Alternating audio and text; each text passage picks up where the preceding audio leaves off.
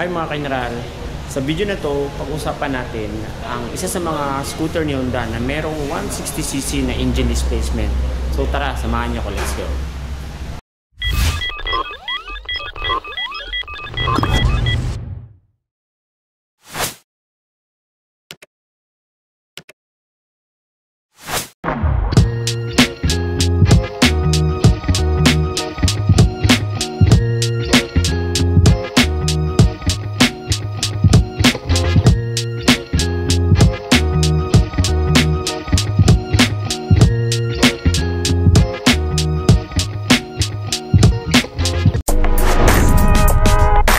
Walang iba mga kaineral kundi si Honda Click 160 Matte Solar Red Metallic yan. So napakaganda ng kanyang kulay mga kaineral.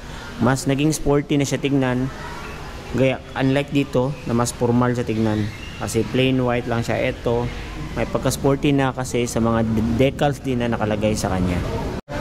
Pag-usapan agad natin ang makina nitong Click 160 no. So ito ay merong 4-stroke, naka 4 valves, naka single overhead cam, liquid cooled, at meron siyang tinatawag na ESP Plus engine. So again, ang ESP Plus engine is malakas na makina, at the same time matipid ang konsumo ng kanyang gasolina. Equipped na rin ang motor nito na to ng 150cc engine displacement, naka bore stroke na 60 by 55.5mm, at meron siyang max power na 11.3 kilowatts at 8,500 RPM, at max torque naman na 13.8 Newton meters at 7,000 RPM. Kaya panigurado hindi ka rin mabibitin kung power ang pag-uusapan sa motor na to. Fuel injected na rin ang motor na to mga kaineral, kaya panigurado matipid din ang isang ito.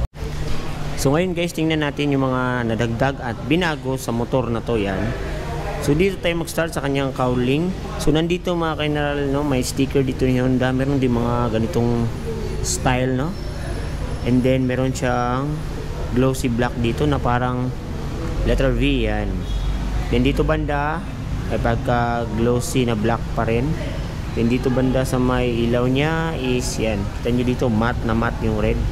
And then may sticker ni Click na 160. So napaka minimalist lang yung harap niya. Then ito yung mga ilaw niya. Ito yung isa sa mga nagustuhan ko kasi naka all LED na ang kanyang mga lights yan. Kaya visible na visible to mapaumaga man o gabi. Tapos pati ang kanyang mga headlights ay napakaganda na rin kasi LED na siya. And then meron na siyang ganito mga kaineral yung parang mask no. Hindi mo na kailangan bumili pa kasi parang meron na siya. Tingnan natin yan. So maganda siya tignan, mas naging aggressive ang kanyang looking. Dito naman sa kanyang tapaludo sa harap is glossy na black. And then maganda rin kasi yung kanyang telescopic. Yan, naka-fork siya. Tapos may cover siya mga kaineral. Kaya goods na goods yan para sa mga alikabok. Dito naman tayo sa kanyang gulong mga kaineral no? So ito ay tsura ng kanyang gulong yan. So ito ay may size na, tingnan natin, hanapin natin yun kasi nandito lang yan, 100 by 80 by 14. So tubeless na to siya mga kaineral. At ang braking system niya sa harap is naka disc brake. Tapos maganda rin yung kulay ng kanyang mugs yan. Dito naman sa bandang gilid niya mga kaineral, meron ditong decals na 160 no, yan yan. So maganda rin yung kanyang pagkalagay kasi mas naging aggressive looking yung ating motor. Then marami din siyang sharp na mga edges. Then ito itsura ng kanyang gulay board yan. So maliit lang siya pero kaya itong patungan ng ating mga gamit. Meron na rin siyang anti-slippery para hindi siya madulas kung iyong lalagyan ng paa. Yan. So dito tayo sa bandang gilid niya sa may upuan. So napakalaki ng decals ito mga kaineral no. Yan. Click. Yan. Tapos puti na decals, may silver, meron ding black. Yan. And then ito yung tsura ng kanyang apakan ng pasahero. Yan no. Tumutunog siya mga kaineral. Yan. Yun. So dito naman nakalagay ang kanyang coolant and then ang kanyang tambucho. So isa rin sa maganda dito is napaka-sporty na ng kanyang tambucho mga kaineral no. Dito tayo sa kanyang mga pindutan mga kaineral. So meron siyang high beam, low beam. Yan. Tapos busina, turning lights. Ito naman yung ISS mga kaineral no. So ito sa mga mechanism para mas matipid yung konsumo ng ating gasolina. Kasi pag naka-on yan, Kapag hindi mo yan piniga sa loob ng mga ilang segundo is automatic mamamatay ang iyong makina. Dito tayo sa kanyang meter panel mga ka-general, no? So napaka-advanced na rin kasi all LED na. Yan, ito yung mga pindutan niya. Then nandito makita natin yung mga turning lights indicator sa keyless, kasi keyless na to. Tapos high beam, low beam indicator, check engine, sa kanyang coolant, sa kanyang ISS, battery. Yan. Isa rin sa nagustuhan ko mga ka-general sa motor na to is meron na siyang charging port. Yan. So, pipindutin mo lang yan. Yan o, bubukas na. And then, maganda siya kasi USB ready na siya. So, good siya sa mga long rides at sa mga delivery riders natin dyan. Kung balak nyo kumuha ng motors, recommended to. And then, dito, lagayan ng cellphone. So, hindi siya ganun kalalim. Hindi naman ganun kababaw. Safe naman siguro yung phone natin dito. Yan. And then, ito yung sa kanyang susian mga kanal. Ikot tayo. Yan. So, keyless na siya mga ka-general, no? Then, meron siya itong hook para sa yung mga pinamili na pwede mong sabitan. Dito naman tayo sa kanyang upuan mga ka-general. Kitang-kita nyo, napakaganda, napaka-quality ng pagkatahi yan. And then, malapad siya, no? At hindi siya madulas, kaya goods na goods ang kasan. Then, napakalaki rin ng kanyang underseat compartment. Yan. Kasya guro dito yung mga pinamili natin. Ganyan ito, may karton.